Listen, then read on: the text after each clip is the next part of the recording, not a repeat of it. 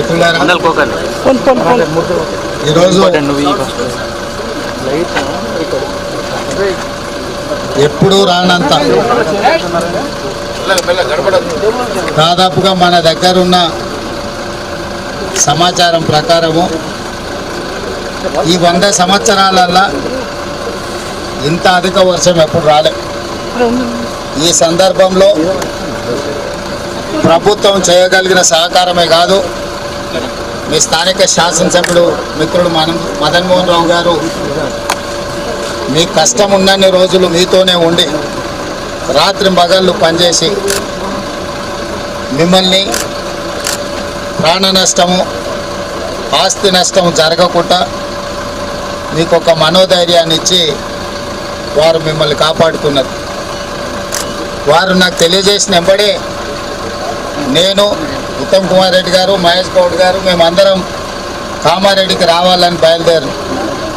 కానీ కామారెడ్డిలో ఉన్న వాతావరణ పరిస్థితులు మేము ఇక్కడ దిగలేని పరిస్థితుల్లో మెదక్ పోయి మెదక్లో కూర్చొని అక్కడ కలెక్టర్లతో మాట్లాడి అక్కడి నుంచే మళ్ళీ కామారెడ్డి కలెక్టర్తో మాట్లాడి ప్రాణ నష్టం పోయిన వాళ్లకు 5 లక్షల రూపాయలు, పశు సంపద కూడా నష్టపరిహారం ఇవ్వు, ఎంబడే రెవెన్యూ బృందాలను పంపించి ఎక్కడెక్కడైతే పంట మునిగిపోయిందో, నీట మునిగిపోయిందో, లేదా పంటల మీద ఇసుక మేటలు వేరినాయో, అదేవిధంగా రహదారులు కొట్టుకపోయి కొన్ని దగ్గర బ్రిడ్జిలు కొట్టుకపోయినాయి, కొన్ని దగ్గర రోడ్లు కొట్టుకపోయినాయి.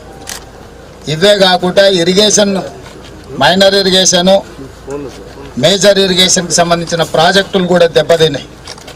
కానీ 100 సంవత్సరాల క్రితం కట్టిన పోచారం ప్రాజెక్ట్ ఈరోజు మిమ్మల్ని అందరినీ కాపాడింది. అక్కడ కూడా కొంత, అక్కడ ఉన్న వ్యవస్థ కూడా కొంత దెబ్బతిన్నది.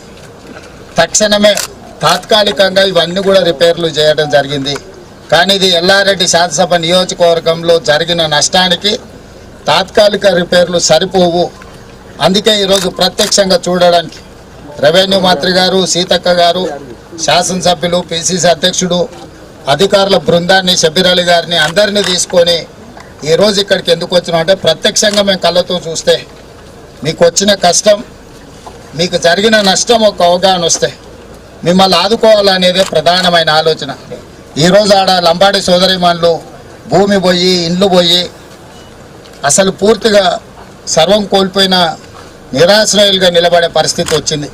అందుకే అధికారులకు, ముఖ్యంగా కలెక్టర్లకు, ఇరిగేషన్ అధికారులకు, ఆర్ఎండ్బి అండ్ పంచాయతీరాజ్ అధికారులకు, వ్యవసాయ శాఖ అధికారులందరికీ కూడా నేను సూచన చేసిన, శాశ్వతంగా ఈ సమస్యల పరిష్కారం కోసం అంచనాలను ప్రిపేర్ చేయండి.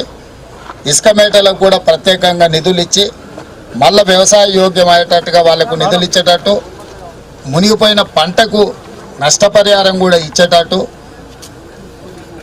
కొట్టుకపోయిన రోడ్లు, ప్రాజెక్టులను కూడా మళ్ళీ తిరిగి నిర్మించడానికి ఈరోజు అన్ని నిర్ణయాలు తీసుకుంటున్నాం.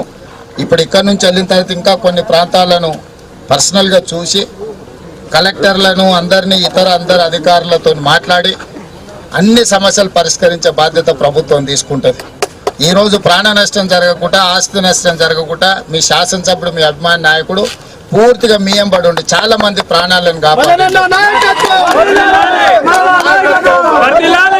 అంతా బాగున్నప్పుడు మనకు అందుబాటులో ఉన్నా లేకపోయినా పర్వాలేదు, కష్టం ఉన్నప్పుడు తోడు ఉండేవాడే నాయకుడు.